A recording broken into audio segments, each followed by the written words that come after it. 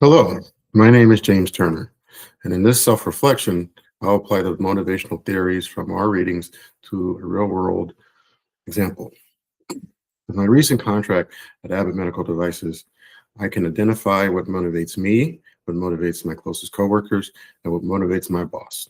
Using observable clues, I will then compare how these differences shape performance and job satisfaction. My highest score on the needs assessment survey was the achievement motivation. This reflects a strong internal drive to perform at a high level, solve difficult problems, and deliver results that matter. What surprised me slightly is how dominant this motivator is. Even in a highly regulatory environment where structure and compliance can sometimes overshadow individual accomplishment, during the workday, I feel most energized when I'm tackling complex issues and can clearly see progress and or the impact from all my efforts. This can align with our readings from chapter 5, where needs shape what people seek at work, while process theories explain how people decide effort is worth it. This also aligns with McClellan's need for achievement, where individuals are motivated by challenging goals and feedback. The clues are consistent. First, I naturally volunteer for work that's complex and or high risk, especially when accuracy and outcomes matter. Second, I often push myself to refine processes and or documentation, even when the baseline requirement has already been met. Third, when tasks become repetitive or with little room for improvement or ownership, my engagement is lower and drops noticeably. These patterns make it clear that achievement and doing difficult work very well is what drives most of my energy and focus. This can connect with Dan Peek's idea of mastery, the desire to get better at something that matters. For my coworkers that I work very closely with, I believe their primary motivator is affiliation. These clues were behavioral rather than explicit. They place high value on collaboration, consensus, and maintaining positive relationships across all functions. They're especially attentive on how decisions affected team dynamics and or morale.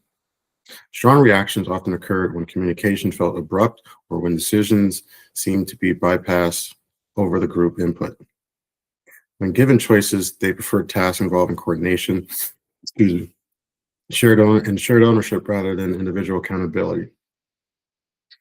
This aligns with both need-based motivation theories and from the Harvard case to drive to bond, where belonging strongly influences engagement.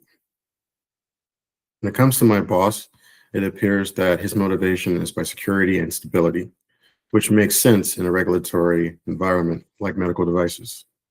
With these clues, we can see decision-making consistently favored predictability over speed.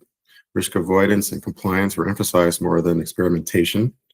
Performance was rewarded when deliverables were reliable, well documented, and free from surprises. Frustration can rise to the surface more quickly when ambiguity, last-minute changes, and or incomplete information can threaten our timelines and our compliance. To tie this with the HBR, this strongly can reflect a drive to defend, where fairness, structure, and protection from risk are central.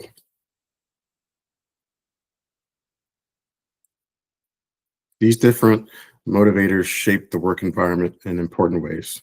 My achievement orientation pushed me to move quickly, solve problems independently, and aim for excellence. My coworkers' affiliation focus encouraged collaboration and relationship building, sometimes slowing decisions, but strengthening our trust. With my boss's emphasis on security and stability, created a structured environment that minimized risk but limited some of the autonomy. To align with some of the theories from chapter 5, the motivation isn't just about the need itself. People also calculate whether effort will be recognized appropriately and whether the reward system feels fair given different motivational priorities. When these motivators align, for example, when I could achieve results within clear, stable expectations, performance and satisfaction are high. When they clash, tensions emerged. My drive for rapid problem solving sometimes conflicted with my boss's need for predictability, and my direct style occasionally felt misaligned with coworkers' relationship-focused approach. This is where process theories like expectancy and equity help explain how motivation translated into day-to-day effort and satisfaction. My big takeaway is that effective motivation isn't about projecting my own drive onto others. As a leader, I need to intentionally design environments that balance achievement, affiliation, and security. That means rewarding results, fostering trust, creating meaningful work, and ensuring fairness and stability. Addressing all four of these drivers, that is what turns compliance into genuine engagement. To close out, this reflection has helped me see motivation less as something leaders do to people and more something they design for. My own achievement, my own achievement drives shape how I show up at work. It also highlights how easily misalignment can lead to compliance rather than real engagement. By paying closer attention to the cues, such as what people respond to, what frustrates them, what energizes them, I have been able to learn that effective leadership requires curiosity, flexibility, and a little bit of humility.